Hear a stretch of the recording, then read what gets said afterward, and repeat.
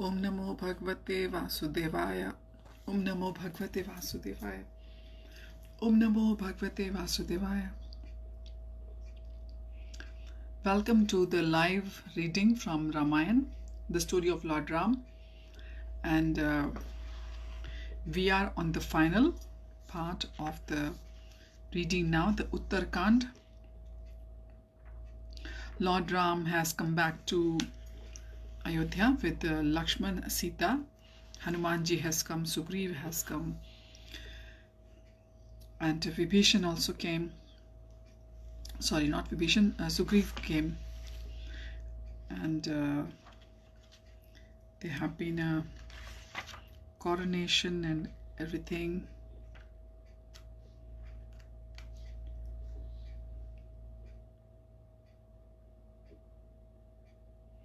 And let us begin the reading now.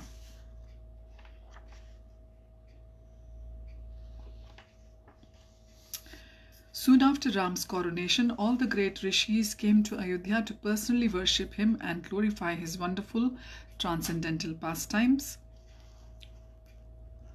The Saptarishis, the Vashisht, Kashyap, Atri, Vishwamitra, Gautam, Jamdagni and Bharadwaj arrived at the royal palace, as did Kaushik, Kanav, Tanva, Agastya and Dhaumya. When the gatekeeper informed him that these exalted rishis had arrived, Ram had them escorted into the royal court and stood with folded hands to greet them. Ram arranged comfortable seats for the sages and then offered them ceremonial worship and innumerable cows in charity. When the rishis were seated at ease, Ram respectfully inquired of their welfare. The rishis said, "O Ram, you have certainly satisfied us by descending on earth to exhibit your magnanimous pastimes. Now that Ravan is dead, we feel relief and happiness, for he was a great impediment to the progressive welfare of the world. Indeed, not only Ravan, but also many others like Khar, Marich, Kumbhakaran, Atikai, Nikumbh and Kumbh were terrorizing all living beings. Thus, we are very grateful to you for destroying them. We are especially thankful that Indrajit is dead. There was no one comparable to Indrajit even among the demigods, demons and Rakshasas, except for yourself and Lakshman. He could not be slain by anyone within the three worlds."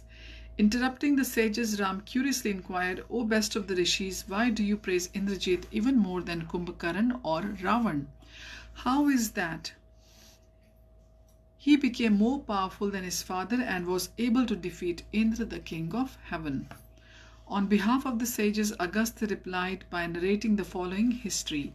Long ago in the Satyayug, there lived a great brahmachari named Pulastya, who was a son of Lord Brahma. Once upon a time, Pulastya went to the ashram of great rishi Trinabindu on the slopes of Mount Meru to perform severe austerities. Because of the scenic beauty of this celestial place, the Apsaras frequently came there. Thus, along with Trinabindu's daughter, they would play, sing and accompany themselves with musical instruments. It so happened that one day, while enjoying themselves in this way, the Apsaras unintentionally disrupted Pulastya's meditation. Becoming highly angered, the rishi cursed the girl, saying, "Whoever I see coming nearby again will become pregnant simply by my glance." The Apsaras fearfully ran away, never daring to return to that place. The daughter of Trinabindu, however, was not present that day and was unaware of the rishi's curse. Thus, the next day, when she went to play with her friends in the usual manner, she came within the sight of Pulastya. Consequently, she found that she was pregnant, although without any apparent cause, and became extremely pale with fear. Returning home, she stood before her father, hanging her head in shame. Trinabindu was quite surprised to see how his daughter's body had become transformed, and he anxiously inquired, "How has this happened to my child?" The girl replied, "I wandered near the ashram of Pulastya in search of my friends. Then suddenly I found myself to be pregnant. I do not know why." Trinabindu then entered a trance of meditation, and by dint of his mystic vision, he was able to perceive how Pulastya's curse was the cause of his daughter's pregnancy. Trinabindu then took his daughter to Pulastya and requested him to accept her as his wife, since he was already inclined to have her, Pulastya agreed. Thus, from that time onward, Trinabindu's daughter began serving him with great love and devotion. Later, after becoming pleased with his wife's service, Pulastya said, I shall now give you a son who will be my equal, ensuring that all my hereditary line will continue. Because you always listen to the Vedas while I am engaged in reciting them, your son's name will be Vishrava. Soon Pulastya's wife gave birth to a son, and because of the boy was pure and detached, he spent his time engaged in austerities, and is in consideration of Vishrava's exalted qualities, the great Bharadwaj later gave his daughter Idavida to him in marriage. Then after some time, Vishrava desired to beget a son who would promote the spiritual welfare of the masses of people. Thereafter an exalted son was born to Idavida. This child was given the name Vaishravan by the sages, who understood that in future he would take the post of Kuver, the lord of wealth. When he grew up, Vaishravana began performing austerities, maintaining the body only with water. Gradually, he reduced his intake to air and finally even stopped breathing. In this way, 1,000 years passed, quickly seeming like a single year. Lord Brahma became pleased with Vaishravana's austerities and appeared before him accompanied by all the demigods.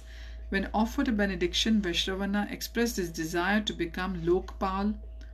Lord Brahma then replied, Indeed, I was already prepared to appoint a fourth Lokpal. I therefore grant your wish.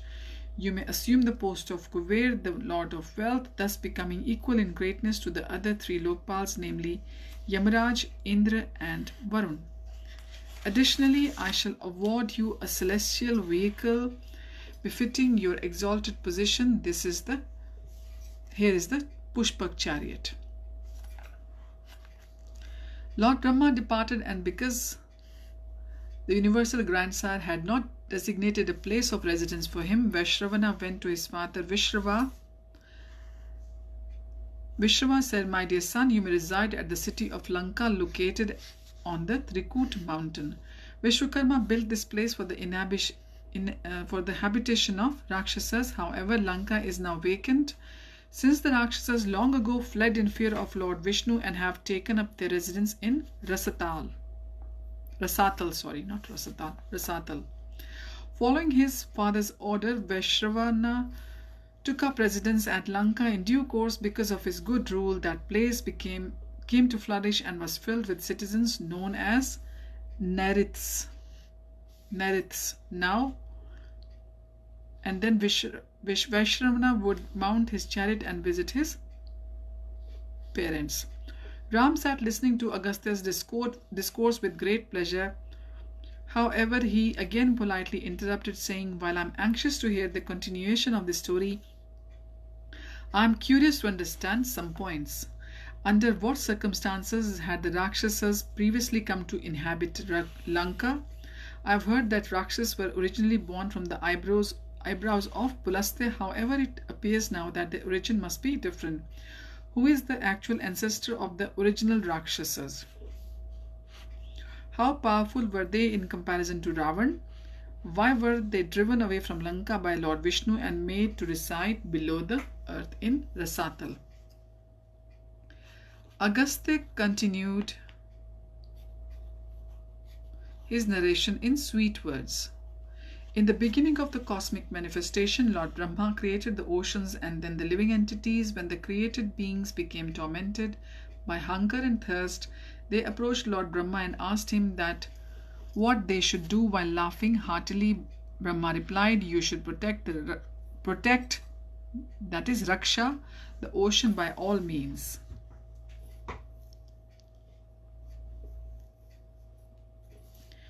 Some of the created beings responded by saying, We shall protect, that is, we will do the Raksha, while others said, We will eat, that is Yaksha. Lord Brahma then proclaimed that the former group would be known as Rakshasas and the latter as Yakshas. There were two leaders of the Rakshasas named Heti and Praheti.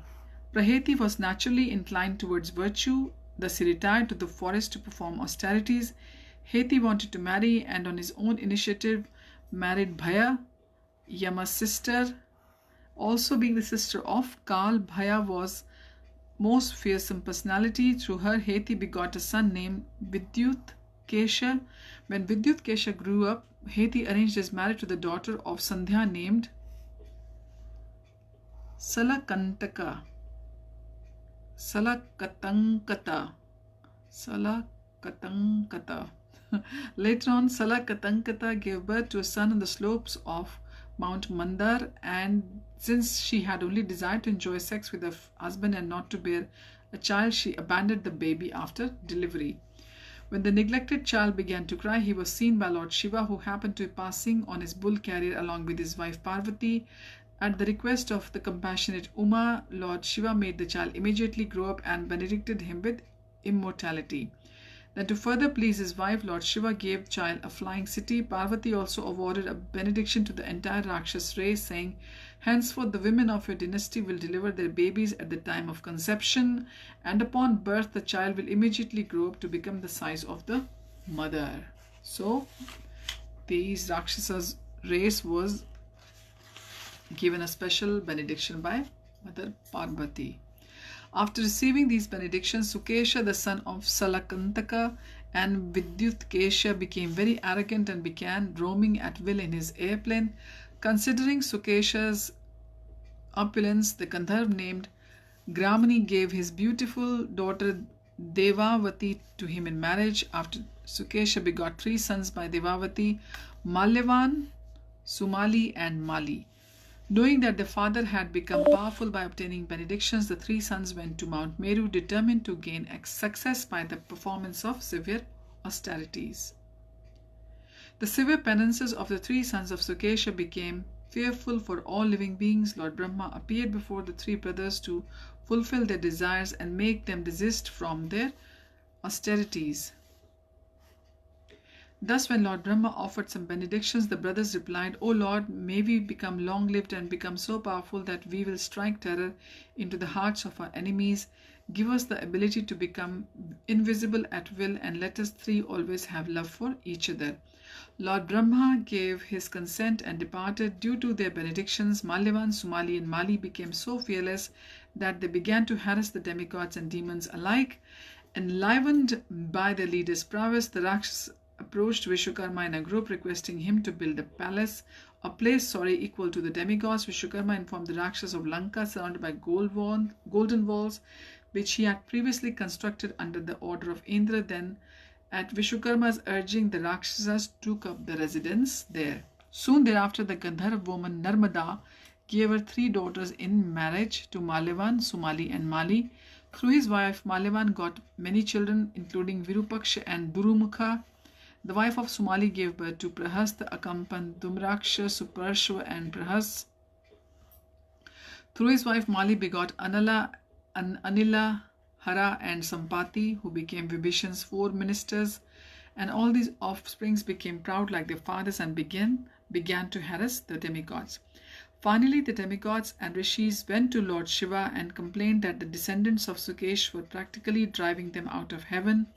When the demigods and rishis requested Lord Shiva to kill the 3 Rakshasas, however, he replied, "Due to Lord Brahma's benedictions, the sons of Sukesh are immune to death at my hands. Therefore, I suggest you approach Lord Vishnu, the supreme infallible person." Thereafter, the demigods and rishis went to see Lord Vishnu, the master of everyone and supreme personality of Godhead. After offering their obeisances, the demigods prayed, "My dear Lord, you are eternal servants. We are your eternal servants and you are our eternal master. Because we desire the welfare of all living entities, we are busily engaged in the management of universal affairs. O Lord, you are our only shelter.